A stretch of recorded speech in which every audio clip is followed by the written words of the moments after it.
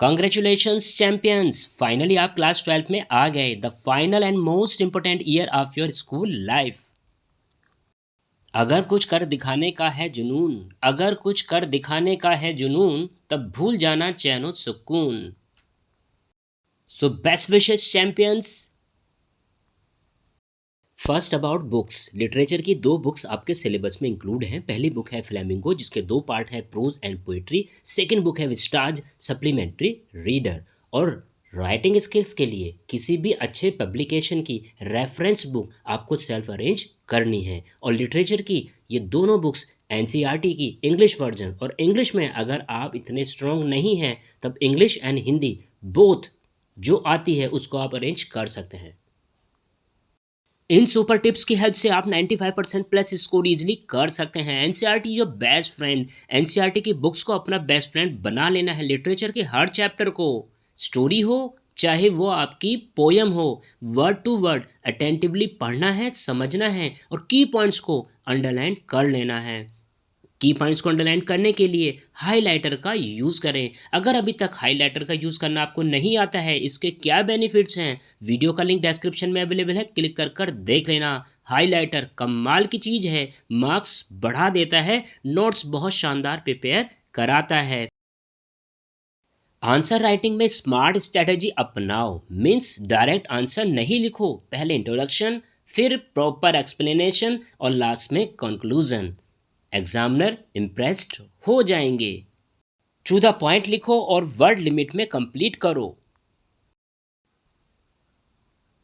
Writing section को high scoring area में consider किया जाता है। Notice writing, invitation letter, job application, article और रिपोर्ट राइटिंग में प्रॉपर फॉर्मेट याद रखें। सिंपल, क्लियर और टू द पॉइंट लिखें। वर्ड लिमिट को एक्सटेंड ना करें। मेन पॉइंट्स को हाईलाइट जरूर करें। जब आप नोटिस, इनविटेशन लेटर, उसमें जो मेन पॉइंट्स आते हैं उनको ब्लू पेन से ही हाईलाइट जरूर करना सीख लें। यह ईयर आपके फ्यूचर को शेप करेगा, इसलिए अपने आप को डिस्ट्रैक्ट ना होने दें। प्यार वफा मोहब्बत, प्यार वफा मोहब्बत सब धोखा है, पढ़ ले बेटा अभी मौका है। वीडियो को लाइक और शेयर कर देना, तुझे किसने रोका है। The most important tips, PYQs and sample papers की पावर को समझना है। प्रीवियस ईयर क्वेश्चन पेपर्स और सीबीएसई सैम्पल पेपर्स को टाइम बाउंड प्रैक्टिस में सॉल्व करें। इट मीन्स टाइम के अकॉर्डिंग सॉल्व करने की प्रैक्टिस करनी है। इससे एग्ज़ाम पैटर्न समझ आएगा और साथ ही साथ आपकी राइटिंग स्पीड, जिसकी एग्ज़ाम में सबसे ज़्यादा रिक्वायरमेंट होती है क्योंकि इंग्लिश का एग्ज़ाम लेंदी होता है, आप मेंटेन कर पाएंगे।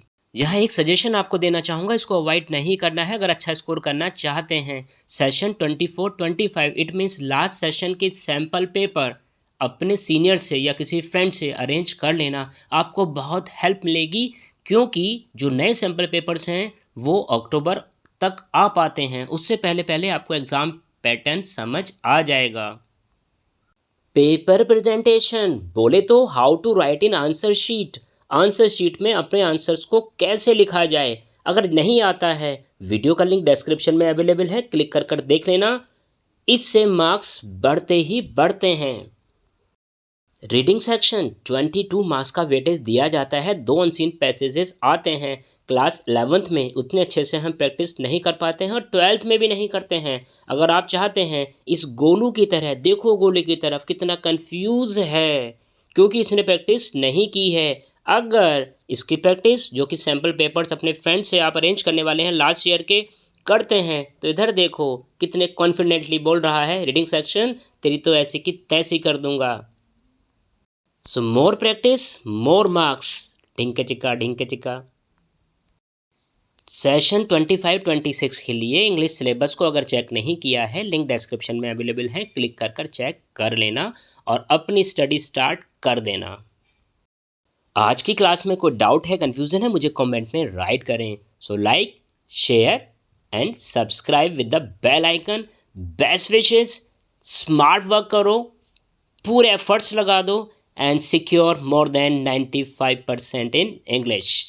Ting, ting, ting, ting.